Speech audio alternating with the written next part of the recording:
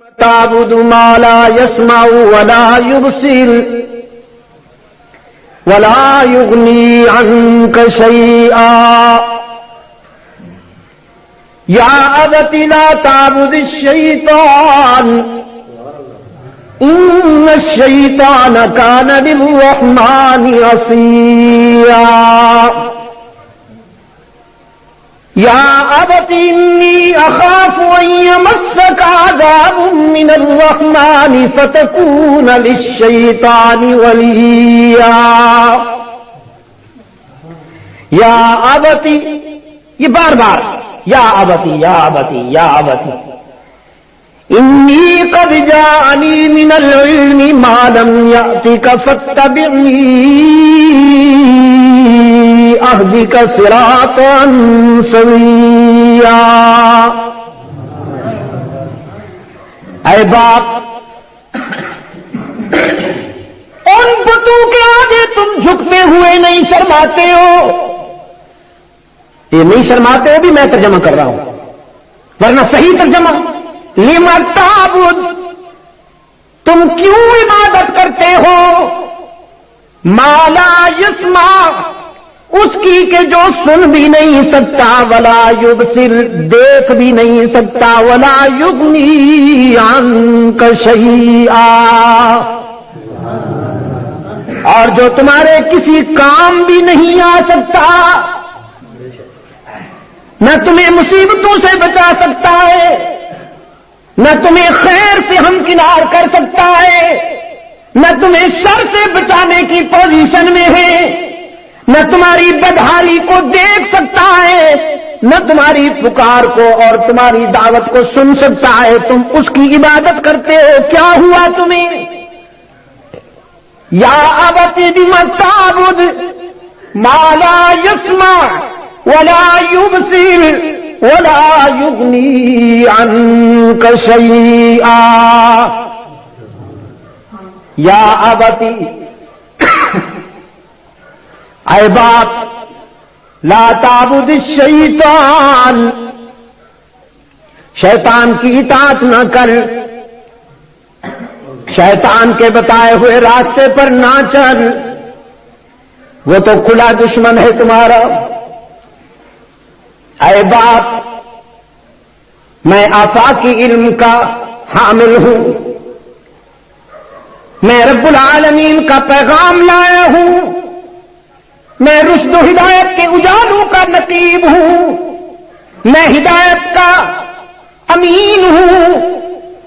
بیٹا ہونے کے باوجود اس قابل ہوں کہ تو میری اتباع کرے, باپ ہونے کے باوجود تو میرا مقتدی بنے, بیٹا ہونے کے باوجود میں اس قابل ہوں کہ میں تیرا امام بنوں. فاتبعنی اہدک صراطا سویا. تو آؤ میرے پیچھے, میرے پیچھے آؤ, میں تمہیں سیدھی راہ پہ لگا دوں. یہ صراط سویہ وہی صراط مستقیم ہے.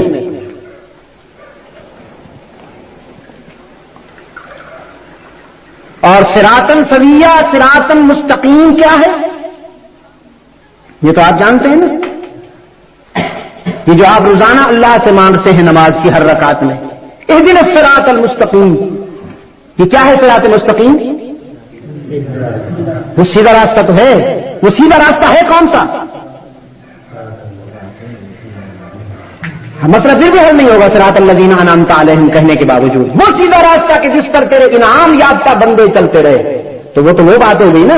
تیرے انعام یافتہ بندے جس راستے پر چلتے رہے, ہمیں وہی سیدھا راستہ دے دے, تو وہ سیدھا راستہ ہے کیا؟ کیا نام ہے جس گاؤں کا؟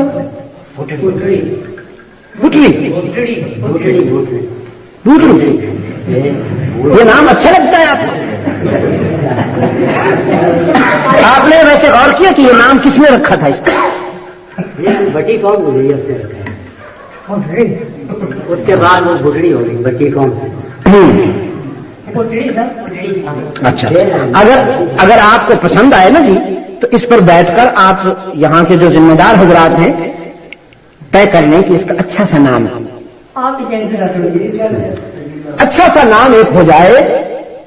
اور اگر آپ مجھ سے پوچھیں نا جی تو آج کی گفتگو کے حوالے سے ہی ہم اس کا نام خلیل آباد رکھ لیتے ہیں. کیا خیال ہے؟ خلیل آباد رکھ لیتے ہیں. اچھا خلیل کے لفظ معنی دوست کے ہوتے ہیں تو یہ اللہ کے دوستوں کی بستی ہے. نام ہم رکھ لیتے ہیں اور اس کو اصل بنانا یہ اس کے اختیار میں ہے. اللہ کرے کہ یہاں رہنے والے اس کے دوست ہی ثابت ہو جائیں. اسی نام سے ہی وہ کم از کم کچھ سوچے کہ جب یہ نام ہمیں یہ نسبت نصیب ہو گئی ہے تو ہمیں اللہ کی دوستی اختیار کرنی چاہیے. اگر آپ کو پسند آئے تو اسی کو اپنا لیجئے. پھر ذرا میرے جیسے جو نااہل لوگ ہیں ان پڑھ لوگ ہیں وہ بڑی آسانی کے ساتھ اس کو یاد کر لیں گے. ورنہ جو آپ نے پہلا نام بتایا وہ پھر مجھے اس وقت یاد نہیں آ رہا. اس کی اسپیلنگ جو ہے اتنی ڈیپ ہے اتنی پیچیدہ ہے کہ مجھ جیسے جو پرائمری درجے کے لوگ ہیں وہ اتنی آسانی سے نہیں آتی. تو کیا کر رہا تھا جی میں صراط مستقیم کا مفہوم کیا ہے جو آپ اور ہم اللہ سے روزانہ مانگتے ہیں نماز کی رکعت میں. اہدنا الصراط المستقیم ہے اللہ نے صراط مستقیم عطا فرمایا. تو صراط مستقیم کا جو مفہوم ہے وہ ہے اس کی توحید کہ ہماری زمین کو در در پہ جھکنے سے بچا لے, غیر کے آگے عاجزی کی ذلت سے بچا لے اور اپنے در پہ عاجزی کی سعادت سے ہم کنار کر دے. اہدنا الصراط المستقیم یہ ہے صراط مستقیم کا مفہوم اللہ کی توحید. اب آپ یاد نہیں رکھتے میں کیا کروں ورنہ مجھے اچھی طرح میرے حافظے میں ہے یہ بات کہ میں نے بعض جلسے مستقل اسی مفہوم پر نمٹا دی. بس یہی گفتگو ہوئی پورے جلسے میں.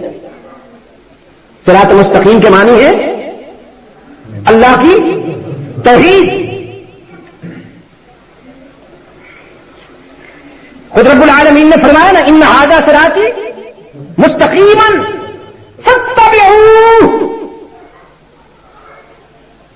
مجھ تک پہنچنا ہے تو صراط مستقیم پہ آ جاؤ اور اسی پر ڈپینڈ کرو, اسی پر انحصار کرو, ادھر ادھر مت بھٹکو. فاتبعوہ اس کی ہی اتباع کرو. ولا تتبعوا السبل ادھر ادھر مت بھٹکو. فتفرق بکم عن سبیلہ اگر ادھر ادھر بھٹکو گے تو اس راہ سے ہٹ جاؤ. ان ھذا صراطی مستقیما مجھ تک پہنچنا چاہتے ہو تو صراط مستقیم پہ آ جاؤ. اور اللہ کے رسول نے کیا فرمایا؟ فرمایا ان اللہ ربی وربکم فاعبدوہ. رب العالمین نے کیا فرمایا؟ فاتبعوہ ان ھذا صراطی مستقیما فاتبعوہ. اگر مجھ تک پہنچنا چاہتے ہو تو صراط مستقیم پر آ جاؤ اور اسی کی ہی اتباع کرو, اسی پر ڈپینڈ کرو. فاتبعوہ اور اس کا پیغمبر کہتا ہے ان اللہ ربی وربکم فاعبدوہ. میرا اور تمہارا رب اللہ ہی ہے. فاعبدوہ بس اسی کی ہی عبادت کرو, اسی کی ہی عبادت کرو. سجدے اسی کے, رکوع اسی کا, قیام اسی کا, پکارو اسی کو, مانگو اسی سے, سر جھکاؤ تو اسی کے آگے, ہر جگہ موجود سمجھو تو اسی کو. فاعبدوہ ھذا صراط مستقیم. یہی صراط مستقیم ہے. تو فاعبدوہ توحید. سورہ سورہ یاسین میں رب العالمین نے فرمایا وامتازوا اليوم ایھا المجرمون. رب العالمین فرمائیں گے حشر کے دن آج ذرا تقسیم ہو جائے، وفادار ایک طرف ہو جائیں، غدار ایک طرف. آج ذرا تقسیم ہو جائے، نمک حلال ایک طرف، نمک حرام ایک طرف. رب کے آگے جھکنے والے ایک طرف ہو جائیں اور سب کے آگے جھکنے والے ایک طرف.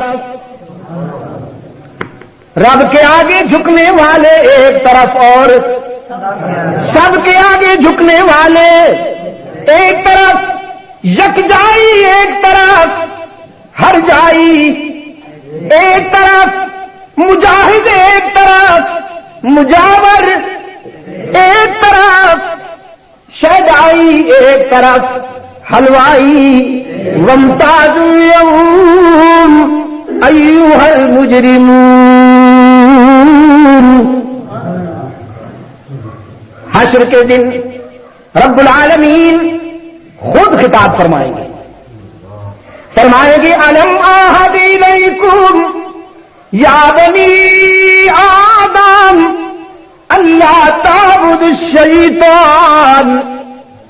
کیا میں نے تم سے وعدہ نہیں لیا تھا اولاد آدم؟ میں نے عالم ارواح میں تم سے وعدہ لیا تھا کہ دنیا میں جا کر شیطان کی بات نہ ماننا، وہ تمہیں بھٹکائے گا صراط مستقیم سے، لیکن بچ کے رہنا، اس کے فریب میں نہ آنا، اس کے مکر سے، اس کی دجل و تلبیس سے بچ کے رہنا. الم اعہد الیکم یا بنی آدم اللہ تعبدوا الشیطان انہ لکم عدو مبین. وہ تمہارا کھلا دشمن ہے. وَأَنِ اعْبُدُونِی، اور یہ کہ میری ہی عبادت کرنا. ھذا صراط مستقیم، یہی صراط مستقیم ہے کہ میری ہی عبادت کرنا، یہی صراط مستقیم ہے. تو صراط مستقیم کیا ہوا؟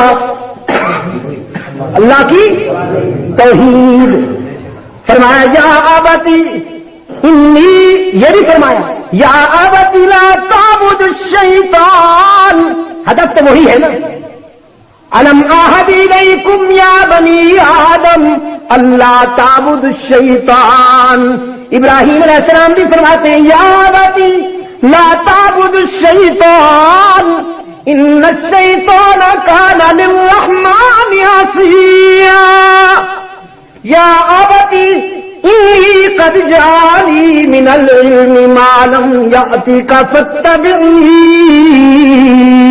اہدک صراطا سویا. میری اتباع کیجیے، مجھے فالو کرو، میں تمہیں سیدھے راستے پہ لگا دوں گا. کتنی پیار کی بات ہے، کس قدر خیر کی بات ہے، کس قدر سلامتی کی بات ہے. لیکن برتن تو وہی بھرتا ہے نا جی جو سیدھا ہے. وہ بارش کے قطروں سے بھی بھر جاتا ہے، اور اگر الٹا ہو تو جب ڈیم سے پانی نکل رہا ہو اس کے آگے الٹا برتن لے کے کھڑے رہیے، نہیں بھرے گا.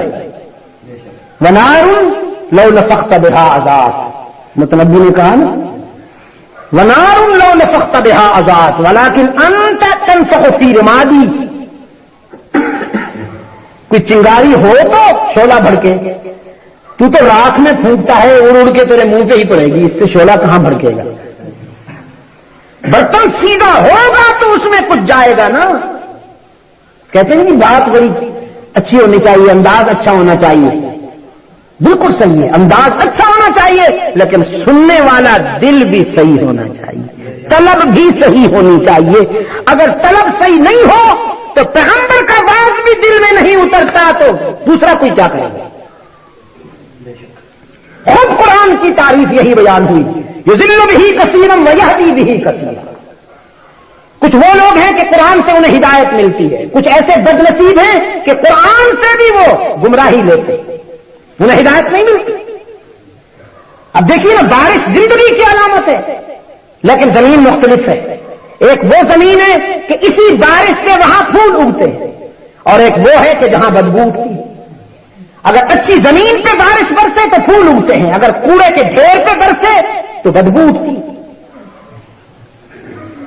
قرآن کریم کو بھی ابو جہل سنے تو زندیق بنتا ہے، ابو بکر سنے تو صدیق بنتا ہے۔ طلب صحیح ہونی چاہیے، برتن سیدھا ہونا چاہیے۔ اگر برتن ٹیڑھا ہو تو کچھ نہیں جائے گا اس کے اندر۔ آزر کا برتن ٹیڑھا تھا، پیغمبر کی بات بھی دل میں نہیں اتری، ہدایت کے راستے پہ آنے کے بجائے بگڑ گئے۔ کہنے لگے روکا نہیں کہ ہمارے بزرگوں کی توہین نہ کیا کرو، میں نے تمہیں روکا نہیں کہ ہمارے بزرگوں کی توہین، اور تم باز نہیں آتے ہو۔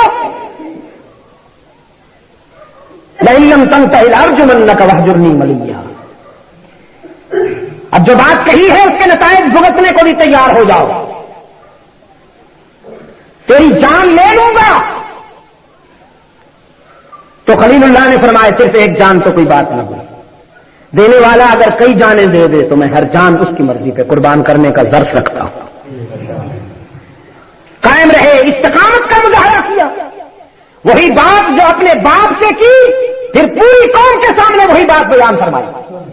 آغاز گھر سے ہوا، پھر پوری قوم سے خطاب فرمایا، وہی بات کہ جنہیں تم بنائے ہوئے ہو انہیں ہاتھوں سے بناتے ہو، یہ نہ تمہیں نفع پہنچا سکتے ہیں نہ نقصان سے بچا سکتے ہیں۔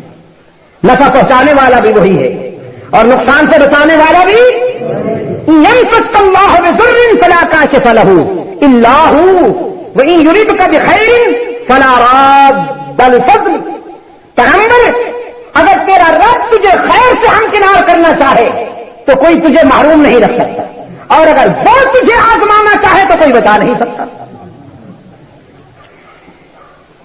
باپ کو بھی یہی بات کہی، قوم کو بھی یہی بات کہی، لیکن جب انہوں نے نہیں مانا تو پھر آزمائش ایک اور انداز میں آئی کہ انہوں نے شعلے بھڑکائے، یہ بتانے کے لیے کہ ہمارے بت تیرے رب سے زیادہ قوت والے ہیں، ہم اپنے بتوں سے مدد مانگتے ہیں اور ان کی مدد سے ہم شعلے بھڑکاتے ہیں اور تجھے ڈالتے ہیں، دیکھتے ہیں تیرا اکیلا رب تجھے کیسے بچاتا ہے۔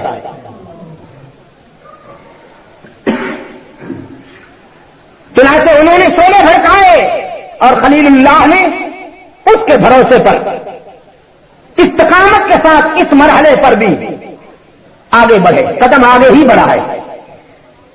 یہ اس کی مرضی کے شعلے گلزار بن گئے، یہ اس کی مرضی کے انگارے پھول بن گئے، لیکن خلیل تو کود گئے نا۔ پھر ایک آزمائش کا موڑ آیا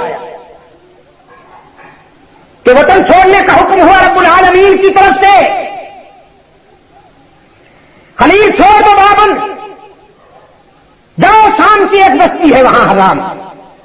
الہ العالمین اکیلا جاؤں؟ فرمایا نہیں، بیوی کو ساتھ لے جا سکتے، کہ یہ جائیداد، یہ ملکیتیں، یہ برادری، یہ خاندان، یہ سب رب العالمین نے فرمایا ان سب کو چھوڑو، بیوی کو ساتھ لو اور میرے بھروسے پر جاؤ، شام کی بستی ہے ایک حرام، وہاں جاؤ، ہم تمہیں نئی دنیا عطا کریں گے۔ ہجرت فرمائی، شام میں آئے، وہ اکلوتا فرزند کہ جس کو مانگنے کے لیے رات کی تنہائی میں روتے تھے، داڑھی آنسو سے تر ہو جاتی تھی، اسی فرزند کے لیے رب العالمین کی طرف سے حکم آیا کہ اب اسے اور اس کی ماں کو ویرانے میں بٹھا، جنگل میں بٹھا کے آ جاؤ۔ الہ العالمین، لوگ تو اپنے گھروں کو تنہا نہیں چھوڑتے، اور مجھے یہ حکم ہے کہ میں اپنی بیوی اور بچے کو ویرانے میں بٹھاؤں؟ کیوں؟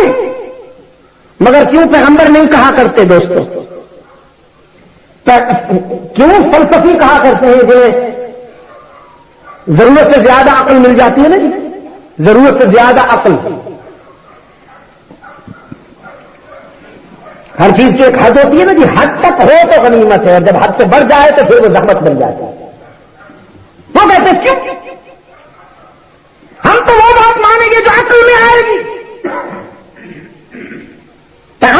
کبھی نہیں کہتا کہ کیوں. اللہ کی طرف سے حکم آیا, بچے کو اٹھایا اور بیوی کو ساتھ لیا ویرانے میں. رحمت عالم صلی اللہ علیہ وسلم نے فرمایا, ویرانے میں جب میری دادی کو بٹھا کے ابراہیم علیہ السلام بیٹا ان کے سپرد کر کے جانے لگے, تو سیدہ ہاجرہ نے فرمایا, خلیل بیٹا تو میرا معصوم ہے, مجھ سے ہی کوئی خطا ہوئی ہوگی, تو ذرا بتا کے جائیے تاکہ اللہ سے معافی مانگتی رہی. رحمت عالم صلی اللہ علیہ وسلم نے فرمایا, اس مرحلے پر ابراہیم علیہ السلام نے سکوت اختیار فرما لیا کہ منزل عشق پہ کوئی لفظ ایسا نہ نکل جائے جو امتثال امر الہی میں خلل واقع کرے. سکوت اختیار فرمایا. سید حاجرہ نے پھر پوچھا, ابراہیم کس جرم کی پاداش میں چھوڑ کے جاتے ہو؟ نہیں بولے, پھر بھی سکوت اختیار فرمایا. تو اب حاجرہ نے ذرا ترمیم کر لیا اپنے سوال میں, فرمایا اچھا یہ تو بتاؤ, یہاں چھوڑنے کا فیصلہ تمہارا ہے یا رب العالمین کا ہے؟ بس اتنا بتا کے جاؤ کہ اس ویرانے اور تنہائی میں تم اپنی مرضی سے چھوڑ کے جا رہے ہو یا اس کے حکم پر چھوڑ کے جا رہے ہو؟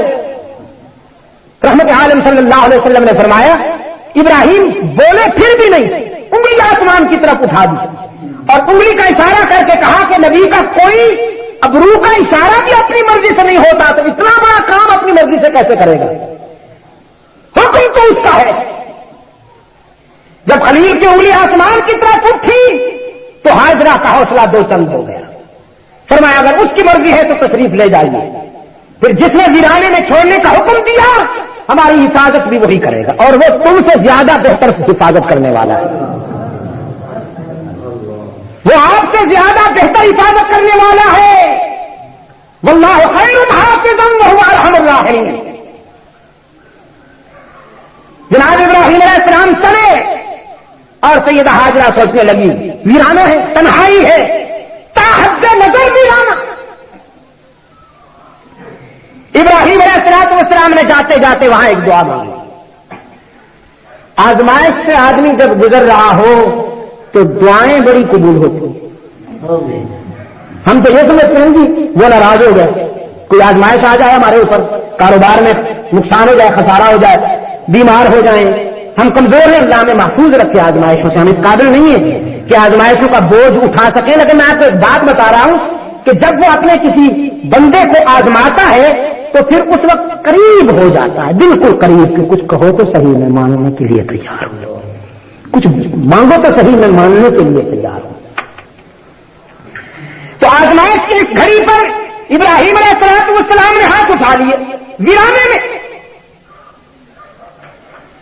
فرمایا ربنا انی اسکنت من ذریتی بواد غیر ذی زرع عند بیتک المحرم. ربنا انی اسکنت من ذریتی بواد غیر ذی زرع عند بیتک المحرم ربنا ليقيموا الصلاة فاجعل أفئدة من الناس تهوي إليهم وارزقهم من الثمرات لعلهم يشكرون. ربنا إنك تعلم ما نخفي وما نعلن وما يخفى على الله من شيء. اے ہمارے رب, اپنی متاع قلب و جگر سنودی کے لیے اپنی متاع قلب و جگر اس ویرانے میں بچھا کے جا رہا ہوں. الہ العالمین, میں تو انہیں تنہا چھوڑ کے جا رہا ہوں. فجعل افئدة من الناس تهوی الیہم. تو اپنے بندوں کے دلوں کو ادھر متوجہ کر دے. میں انہیں تنہا چھوڑ کے جا رہا ہوں. الہ العالمین, تو انہیں تنہا نہ چھوڑ دینا, اپنے بندوں کے دلوں کو ادھر متوجہ کر دے اور رزق کے معاملے میں بھی ان کا کفیل بن جا, انہیں رزق بھی عطا کر. رحمت عالم صلی اللہ علیہ وسلم نے فرمایا, میرے دادا نے اللہ سے جب رزق مانگا تو ثمرات طلب کیے، فروٹ مانگے، پھل مانگے، یہ نہیں کہ بس دال ساگ ہی ان کو کھلا دیں. وارزقہم من الثمرات، اے میرے رب انہیں رزق بھی عطا کر ثمرات سے. فطرت حیران تھی کہ ابراہیم کہاں کھڑا ہے اور کیا مانگتا ہے. کھڑا اس جگہ ہے کہ جس کے سینے میں پانی نہیں، صدیاں گزر جانے کے باوجود اس ترقی یافتہ دور میں بھی کوئی مشینری اس جگہ سے آج تک پانی نکال نہیں پائی.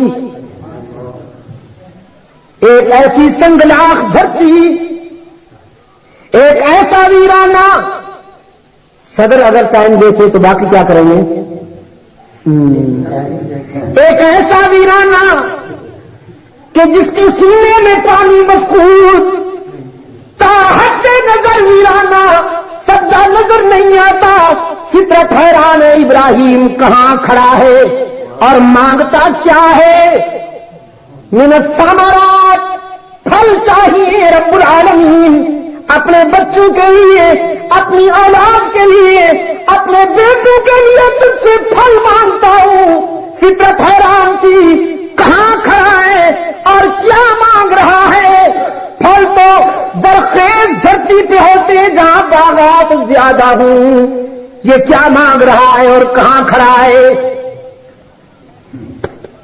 لیکن ضمیر نے کہا یہ مت دیکھو کہاں کھڑا ہے اور کیا مانگتا ہے، یہ دیکھو کہ کون ہے اور کس سے مانگتا ہے. نعرہ تکبیر، اگر یہ تکبیر، نعرہ صحابہ، اگر یہ دیکھا کہ کیا مانگتا ہے اور کہاں کھڑا ہے تو کنفیوژن بڑھے گی. تم یہ دیکھو کہ کس سے مانگتا ہے اور کون مانگ رہا ہے. مانگنے والا خلیل اللہ اور دینے والا رب العالمین. مانگنے والے نے خوب مانگا اور دینے والے نے بھی خوب عطا کیا. ایسا عطا کیا کہ دنیا میں جہاں کہیں پھل ہوتے ہیں یہ خلیل کی دعا کا شباب ہے، یہ خلیل کی دعا کی قبولیت کی جوانی ہے. میرے سوئے ہوئے صدر، دنیا میں جہاں بھی پھل ہوتے ہیں مکہ میں ملتے ہیں، اور مکہ میں بھی سوکھے ہوئے نہیں ملتے، باسی نہیں ملتے، سڑے ہوئے نہیں ملتے. خدا کی قسم میں نے دیکھا، بار بار دیکھا، وہ پھل اپنے باغوں میں اتنے تازہ نہیں ہوتے جتنے مکہ میں تازہ ملتے ہیں. اگر مجھے اجازت دے تو میں کہتا ہوں وہ درخت سے اتر کر جب مالی کے دامن میں آتے ہیں یا اس کے ٹوکرے میں آتے ہیں یا وہ پیٹیوں میں بند کرتا ہے نا، اس وقت اتنے فریش، اتنے تازہ نہیں ہوتے جتنے مکہ میں تازہ ہوتے ہیں. میں نے یہی کیلے مکہ میں بھی کھائے جو سندھ میں ہوتے، میں نے یہی سیب مکہ میں بھی کھائے جو پاکستان میں بھی ملتے ہیں، لیکن وہاں تاثیر عجیب تھی. یہی آم وہاں کھائے، تاثیر عجیب ہے. یہی اورنج مالتے وہاں کھائے، تاثیر عجیب. ہم مینار میں بیٹھے، ہمارے سامنے کیلے لائے گئے، اسپیکر لگا ہوا تھا ان پر پاکستان میں، اور ہم کھا بھی رہے ہیں اور ان کی لذت عجیب ہے. تو مجھ سے دوستوں نے پوچھا شاہ صاحب یہ کیلے ہم پاکستان میں کھاتے ہیں لیکن اتنے لذیذ نہیں ہوتے. میں نے کہا صرف کیلوں کی بات کرتے ہو یا باقی پھلوں کا بھی یہی حال ہے؟ کہنے لگے جس پھل کو بھی کھایا یہی حال ہے، کہیں وہ تاثیر اور وہ ذائقہ نہیں ملتا جو یہاں ملتا ہے. تو میں نے کہا سمجھ میں آنے والی بات ہے، یہ کوئی حیران ہونے والی بات تو نہیں. یہ پھل جب اپنے اپنے ملکوں سے روانہ ہوتے ہیں نا جی تو یہ اپنے ملکوں کی نسبت سے آتے ہیں، لیکن جب مکہ کی بلدیاتی حدود میں یہ پیٹیاں داخل ہوتی ہیں تو پھر ان میں خلیل کی دعا کی تاثیر شامل ہوتی جاتی ہے. اور یہاں آنے کے بعد پھر ان کی کیفیت یہ ہو جاتی ہے جو آپ محسوس کر رہے ہیں. یہ دعائے خلیل کی تاثیر ہے، جوانی ہے، خلیل اللہ کی دعا کی قبولیت کا سبب ہے کہ وہ پھل جو دنیا کے کسی بھی کونے میں ہوتے ہیں مکہ میں ضرور ملتے ہیں. دعا کر کے چلے گئے. اس نے سنبھالا کہ نہیں سنبھالا دونوں ماں بیٹے کو؟ خلیل تنہا چھوڑ کے چلے گئے. اور رب العالمین نے کیسے سنبھالا کہ ہاجرہ پانی کی تلاش میں دوڑتی ہے تو وہ ادائیں تاریخ کا نقش بن جاتی ہے. رب العالمین نے فرمایا ہاجرہ جس زمین پہ آج تو دوڑ رہی ہے نا قیامت تک میں انسانیت کو دوڑاؤں گا. یہ صفا مروا کی صحیح کیا ہے؟ یہی تو ہے نا. بعض ادائیں اللہ کو ایسی پسند آ جاتی ہیں کہ وہ انہیں امر کر دیتا ہے قیامت تک کے لیے. سیدہ ہاجرہ کا بے قراری کے ساتھ دوڑنا صفا سے مروا اور مروا سے صفا کا اللہ کو ایسا پسند آ گیا کہ حجاج حضرات جو وہاں جاتے ہیں ان سے پوچھیے اللہ آپ کو بھی وہ منظر دکھائے. اور جناب ادھر سیدنا اسماعیل جنہیں پانی کی ضرورت تھی. اب پانی پہنچانا تھا نا تو تھوڑی دیر کے لیے بھی پہنچایا جا سکتا تھا. وہ کسی آدمی کو بھیج دیتا جس کے پاس پانی کا مشکیزہ ہوتا وہ لا کے یہاں پلا دیتا یا وہ مشکیزہ چھوڑ دیتا. بارش برسا دیتا. ہاں جی جو نشیبی مقامات سے وہ بھر جاتے کئی دنوں تک پینے کے لیے چلتا پھر اور بارش آ جاتی. لیکن اس کا اپنا نظام ہے کہ ایڑی کی ضرب سے چشمہ پھوٹا. ایڑی کی ضرب سے اسماعیل کی چشمہ پھوٹا. اور اس جوش کے ساتھ اس قدر پریشر تھا اس پانی میں کہ سیدہ ہاجرہ دوڑتی ہوئی آئی اور آتے اور اس پانی کے ارد گرد وہ بنا دی دیوار نہیں کہوں گا اسے. وہاں اسے روکنے کے لیے وہ اسے محدود کر دیا اور کہا زمزم کے معنی ہے سٹاپ رک جا. رحمت عالم صلی اللہ علیہ وسلم نے بڑے خاص کیفیت اور جذب سے فرمایا.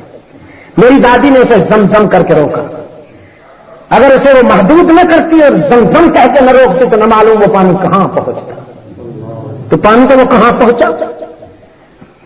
اپنی روانی سے نہیں, حجاج کے ڈبو کے ذریعے ہی پہنچا. کوئی حاجی حج کے لیے جائے اور زمزم لے کے نہ آئے تو اس کی خیر نہیں ہوتی. دنیا کے ہر کونے میں وہ پانی پہنچتا. میں نے کہا جب بعض ایسا ہوا نا کہ عمرے کے لیے یہاں سے گیا تو وہاں سے پھر مجھے امریکہ جانا پڑا, کینیڈا جانا پڑا, یا انگلینڈ جانا پڑا, یا افریقہ جانا پڑا. تو یہاں سے تو پی آئی اے سے, وہاں سے پھر جو ان ممالک کی ایئر لائنز ہوتی ہیں ان سے مجھے سفر کرنا پڑتا ہے. تو زمزم کے جو ڈبے ہیں وہ جتنے بھی بڑے ہیں, چاہے وہ 25 کلو کا ہو یا وہ 30 کلو کا ہو, وہ غیر مسلم ممالک کے جو جہاز ہوتے ہیں نا جی, ان کی جو ایئر لائنز ہیں وہ بھی انہیں وزن نہیں کرتے. حالانکہ جو اکانومی کا مسافر وزن ساتھ لے جا سکتا ہے وہ 20 کلو ہونا چاہیے, 20 کلو سے زیادہ نہیں ہونا چاہیے. تو ہمارے تو 20 کلو وہی زمزم کا ڈبہ ہوتا ہے, پھر سوٹ کیس بھی ہوتا ہے. تو وہ سوٹ کیس کو تو وزن کرتے ہیں, زمزم کے ڈبے کو وہ بھی برٹش ایئر ویز والے ہیں یا ایئر فرانس والے ہیں یا ایئر کینیڈا والے ہیں, وہ بھی اسے وزن نہیں کرتے. اب ان کے دل میں یہ بات کس نے ڈالی کہ اس کو وزن کے بغیر جانے دو تاکہ یہ پہنچے جہاں انسان رہتے ہیں وہاں تک یہ پہنچے, اس کی مرضی ہے نا. تو دل میں ہر ایک کے اس نے یہ بات ڈالی. ہاں ابراہیم علیہ السلام سے فرمایا نا اذن فی الناس بالحج, آپ اعلان کیجئے کہ لوگ بیت اللہ کی زیارت کے لیے آئیں. الہ العالمین میرے پاس کی ریڈیو کا وہ ٹرانسمیٹر تو نہیں ہے نا جی کہ میں وہاں بیٹھ کے اعلان کر دوں. میرے پاس کی ٹی وی کا سسٹم تو نہیں ہے کہ میں وہاں بیٹھ کے اعلان کر دوں اور ساری دنیا سن لے. رب العالمین نے فرمایا جتنی آواز ہے اتنی آواز تم نکالو, دنیا کے کونے کونے میں اسے ہم پہنچائیں گے. آپ نے دیکھا کہ دنیا کس طرح پہنچتی ہے وہاں. وہ زمزم کا چشمہ نکلا اور اس کے حوالے سے آبادی شروع ہو گئی. لوگ دور دور سے چل کے آتے ہیں اور سیدہ ہاجرہ سے وہاں شہری حقوق کی سند لیتے ہیں اور جھونپڑیاں بناتے جاتے ہیں, مکان بناتے جاتے ہیں.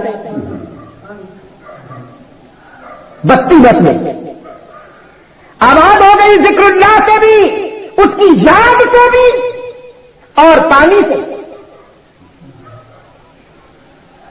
جناب اسماعیل بچپن کے مرحلوں سے گزر کر لڑکپن کے مرحلے میں آئے. یہ وہ عمر ہے کہ جب بچے کی ادائیں باپ کے پدری جذبے میں ہلچل مچا دیتی ہیں. اب رب العالمین کی طرف سے حکم ہوا میرے خلیل اسی فرزند کے گلے پر میری مرضی کے لیے میری رضا کے لیے خنجر بھی چلا کے دکھا دیجئے, چھری بھی پھیر کے دکھا دیجئے. پھر نہیں پوچھا اللہ نے کیوں. کبھی باپ بھی اپنے بیٹے کے گلے پر چھری پھیرتا ہے کہ میں پھیروں؟ اس کا حکم ہوا, خلیل چل کے آ گئے. سیدہ ہاجرہ سے اپنے فرزند کو لے کر ویرانے میں لے گئے, منزل عشق پہ لے گئے. قرآن کہتا ہے فلما بلغ معه السعي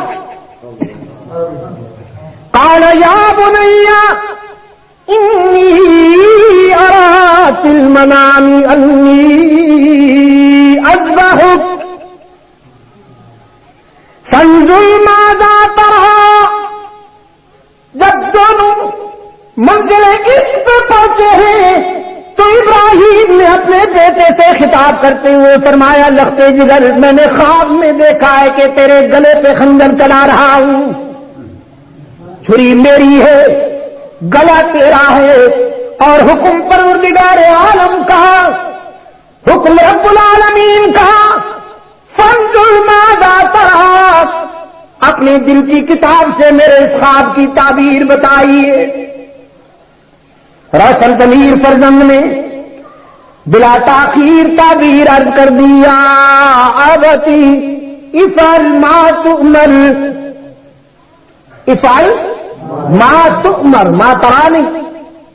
عرض کیا ابا حضور کیجیے, جس کا آپ کو حکم ہوا وہ کر گزریے, جس کا حکم دیے گئے ہیں آپ. یہ نہیں کہا کہ جو خواب دیکھا ہے وہ کر گزریے, بلکہ عرض کیا جو آپ کو حکم ہوا ہے وہ کیجیے. یہ ہے وہ فراست, یہ ہے وہ روشن ضمیری جس کے متعلق اقبال کہتا ہے کہ وہ فیضان نظر تھا یا کہ مکتب کی کرامت تھی. وہ فیضان نظر تھا یا کہ مکتب کی کرامت تھی. سکھائے کس نے اسماعیل کو آداب فرزندی. یا ابت افعل ما تؤمر, اسماعیل کے ضمیر نے انہیں بتایا کہ پیغمبر کا خواب بھی اللہ کا حکم ہوا کرتا ہے. عرض کیا جو حکم دیے گئے ہیں وہ کیجیے. خلیل اللہ نے فرمایا لختے جگر میں تو تیار ہو کے آیا ہوں, دیکھتے نہیں ہو تجھے ویرانے میں لے کے آیا ہوں. اس وقت ایک میں ہوں, ایک تو ہے, اور ایک ہمارا رب ہے. یہاں اس لیے لایا ہوں کہ اللہ کی مرضی کے مطابق اس کی خوشنودی کے لیے جو مجھے حکم ملا ہے وہ کروں. لیکن تیرے لڑکپن سے ڈرتا ہوں, بچہ جو ہوا کہیں بے صبری نہ ہو جائے. میں تو پیغمبر ہوں اللہ کا, میں تو اس مقام پہ ہوں کہ کوئی اندیشہ نہیں, لیکن تو کم سن ہے نا, تیری عمر کم ہے نا, کہیں بے صبری نہ ہو جائے. اسماعیل نے جواباً عرض کیا ستجدنی انشاء اللہ, ستجدنی انشاء اللہ من الصابرین. آپ اللہ کے رسول ہیں تو میری رگوں میں بھی تو آپ کا خون دوڑتا ہے. شاید اللہ کو یہ منظور ہے کہ آپ خلیل اللہ ہیں, وہ ذبیح اللہ بنانا چاہتا ہے مجھے.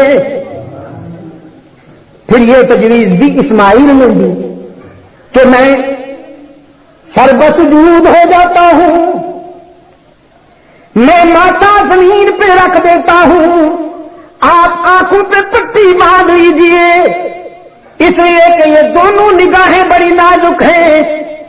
باپ کا چہرہ بھی اور بیٹے کا چہرہ بھی، یہ دو نگاہوں کا ملاپ کہیں ہمیں اس امتحان میں کامیابی سے دور نہ کر دے۔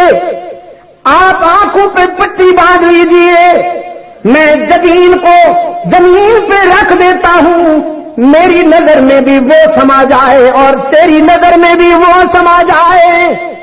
قرآن کہتا ہے فلما اسلما وتلہ للجبین، دونوں تیار ہو گئے، دونوں تیار ہو گئے۔ کس مقصد کے لیے؟ ابراہیم ذبح کرنے کے لیے اور اسماعیل ذبح ہونے کے لیے، یہ گردن جھکانے کے لیے، وہ چھری چلانے کے لیے، دونوں تیار ہو گئے۔ رب العالمین نے فرمایا وَفَدَيْنَاهُ بِالذِّبْحِ الْعَظِيمِ،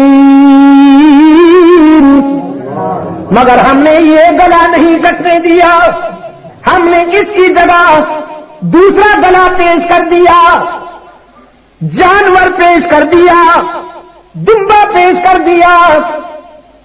چھری تو چلی، گلا تو کٹا، لیکن یہ گلا نہیں، متبادل گلا کٹ گیا۔ ابراہیم علیہ السلام کے ہاتھوں پر گرم گرم خون آیا، دل میں خوشی ہوئے کہ میں اپنے مقصد میں کامیاب ہو گیا ہوں، میرے بیٹے کا گلا کٹ گیا ہے، وہی خون میرے ہاتھوں پہ لگا۔ قرآن کہتا ہے نادیناہ ان یا ابراہیم، پٹی کھلنے سے پہلے ہاتھوں پہ خون آیا، اوپر سے خون آیا۔